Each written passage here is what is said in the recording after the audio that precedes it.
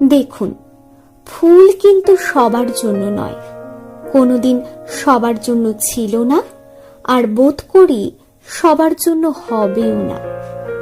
আজ মেট্রো থেকে নেমেছি, দেখি এক যুবতী তার প্রেমিকের আনা একটি ফুলের তোড়াকে টাকার সাথে তুলনা করে বলছে, ওই টাকায় সিগারেট খেলে কাজে দিত, কি করতে আনলে সব, এক্ষুনি শুকিয়ে যাবে, ফেলে দিতে হবে।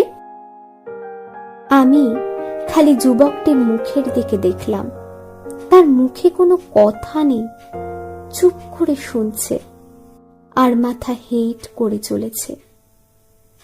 এমনও হতে পারে, কতটা নির্দয় হলে এরকম বলা যায়, কতটা নিম্ন রুচির হলে ফুলের সুঘ্রাণকে অস্বীকার করা যায়, ঠিক কতটা তথাকথিত শিক্ষিত হলে প্রেমিকের উপহারকে হেয় করা যায়।